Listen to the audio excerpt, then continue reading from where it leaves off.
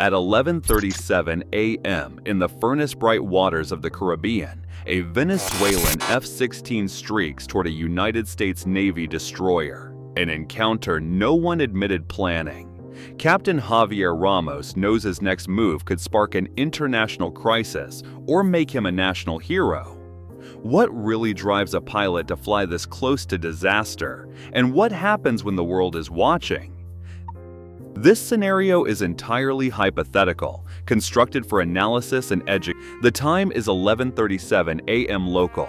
The Venezuelan F-16A, flown by Captain Javier Ramos, is at 8,000 feet altitude, closing on the USS Jason Dunham, an Arleigh Burke-class destroyer in international waters of the southern Caribbean.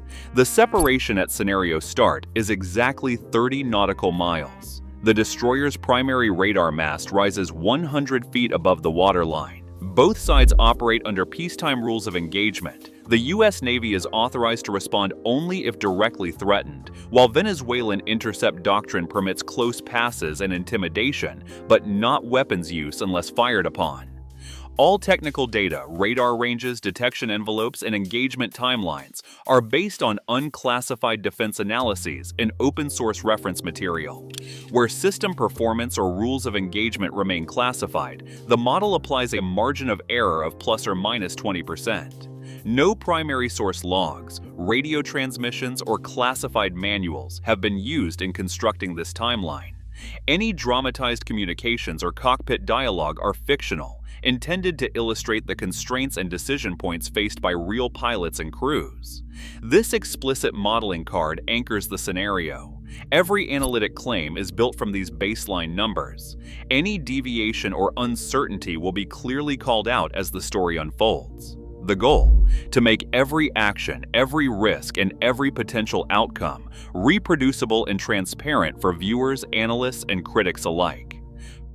Personal pressure sits on Captain Javier Ramos. He knows the risks of flying an F-16A within sight of an American destroyer, but the pressure to act is heavy.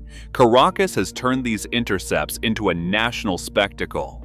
Each time a Venezuelan jet closes on a U.S. warship, state media runs headline stories showing grainy cockpit footage and bold-faced pilots. The message is clear: standing up to foreign power is a patriotic duty. Ramos has watched those broadcasts with his squadron before. The room tense and silent as generals praise the courage of unnamed aviators. The promise of glory is collective, not individual. No medals, no fast-track promotions, just the knowledge that the Air Force's reputation hangs on moments like this. Expectation weighs on him inside the cockpit. The chain of command in Caracas wants evidence for the evening news, something to broadcast as proof of resolve.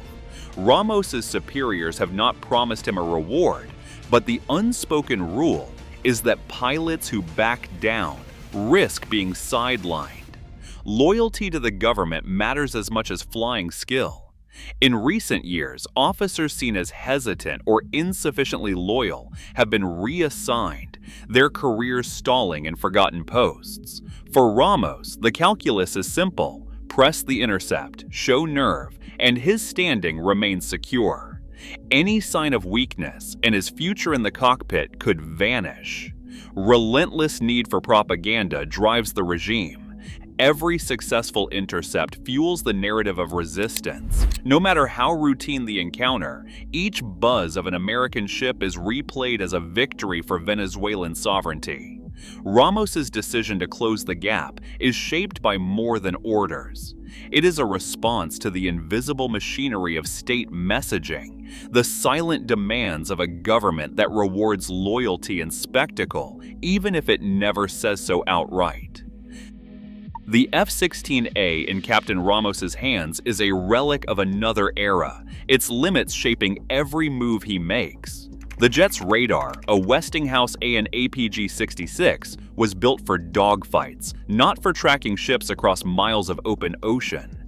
At 8,000 feet, the radar's reach shrinks, barely able to pick up a destroyer beyond 10 to 12 nautical miles. That means Ramos can't rely on his sensors to spot the Jason Dunham until he's almost close enough to see it with his own eyes. There is no advanced data link, no modern friend or foe system, just an analog display and a flickering green line. His weapons load is just as limited. The embargo has left Venezuela's F-16s flying with only AIM-9 Sidewinder missiles, short-range, heat-seeking, designed for air-to-air combat. There are no Sparrows, no AMRAAMs, and no anti-ship missiles in the arsenal. Maintenance shortages mean even the 20mm Vulcan cannon's reliability is a question mark. With no long-range strike options and aging electronics, Ramos has only one real tactic: get close, get visual, and hope the Americans blink first. Every mile he closes is a gamble, not just with his life, but with the credibility of his squadron and the message Caracas wants to send. Beneath the surface calm of the Jason Dunham's bridge, a different kind of contest is underway. The destroyer's Combat Information Center is alive with quiet urgency, every operator focused on sensor readouts and threat boards. The ship's Aegis system, anchored by the SPY-1D-V phased array radar, sweeps the sky and sea for anything out of place. This radar can track hundreds of targets at once, scanning far beyond the horizon for low-flying jets, missiles, or even small boats. But detection is only the first layer. If the F-16 crosses into the engagement envelope, the Dunham's vertical launch cells stand ready with Standard Missile 2 and evolved Sea Sparrow missiles, each designed to intercept threats at different ranges. The Standard Missile 2 can engage aircraft out past 50 nautical miles, while the quad-packed evolved Sea Sparrow missiles cover the inner ring, optimized for fast, evasive targets. Closer still, the Phalanx close-in weapon system provides a last line of defense, its 20mm cannon able to track and fire on anything that slips through. Electronic warfare is woven throughout. The upgraded Sea-Whip suite listens passively, searching for hostile radar signals or jamming attempts, ready to deploy countermeasures if needed. Yet for all this firepower, the crew's hands are tied by strict rules of engagement. Weapons remain on standby, locked behind layers of authorization. The destroyer's shield is formidable, but it is built as much for deterrence as for destruction. Every action in the Combat Information Center is measured, every option weighed against the risk of escalation. The message is clear: the ship is ready, but will not be the one to make the first move. At 11:08 in the morning, the USS Jason Dunham's bridge transmits a hail on maritime emergency frequencies, identifying itself and declaring its position in international waters. The radio call is standard protocol, but there is no reply from the Venezuelan F-16A. Open-source intelligence confirms that time from partial radio logs and press statements, yet the ship's internal communications and Combat Information Center logs remain unreleased, details locked behind classified channels and Freedom of Information Act requests still pending. Between 11:12 and 11:15 in the morning, the F-16A approaches within visual range, circling at an estimated altitude of 8,000 feet. Crew on deck begin recording, their devices capturing the jet's silhouette against the sky. Video metadata, later verified by independent analysts, places the encounter precisely in this window. The destroyer's radar tracks every move, but defensive systems remain in monitoring mode. By 11:17, social media posts from crew begin to surface, their timestamps aligning with the closest approach. At 11:22, the F-16A breaks off, banking away without further provocation. No weapons are locked, no shots are exchanged. The official logs and internal bridge records that could fill in each minute remain classified, leaving only this chain of open-source data and digital breadcrumbs to reconstruct the timeline. Captain Ramos's focus narrows to the green sweep of his radar, every muscle braced for the next second. Tunnel vision takes hold, an effect every pilot knows, where the outside world shrinks to a single task and the rest fades away.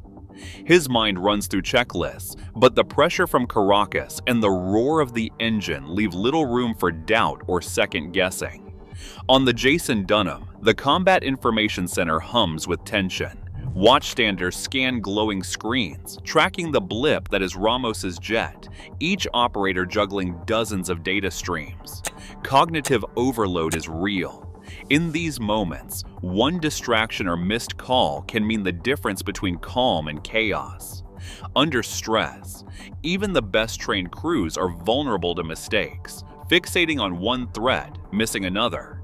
The human element hangs over every decision, invisible but as real as any missile or radar lock. Probability models built from decades of air-sea encounters place peaceful disengagement as the most likely outcome in scenarios like this. Estimates range from 60 to 70%. These numbers reflect the strong influence of established rules of engagement and the shared interest on both sides in avoiding open conflict. Show-of-force maneuvers, such as a close pass or aggressive banking, account for another 25 to 35%, often leading to diplomatic protests or media campaigns, but stopping short of violence. The chance of a kinetic exchange, missiles or gunfire, is calculated at just 5 to 10%, typically triggered by misread signals, breakdowns in communication, or human error under pressure. Each band reflects both technological realities and the layered protocols designed to keep incidents from spiraling out of control. Even so, every approach carries the risk of rapid escalation, and the consequences of crossing those thin lines extend far beyond the immediate players, drawing in regional alliances and international law. Today, military standoffs in the Caribbean aren't relics, they are real risks. With United States warships and Venezuelan jets still crossing paths, every close encounter tests global nerves. In a region crowded by power and ambition, the true danger is not the hardware, it is the decisions made in a split second.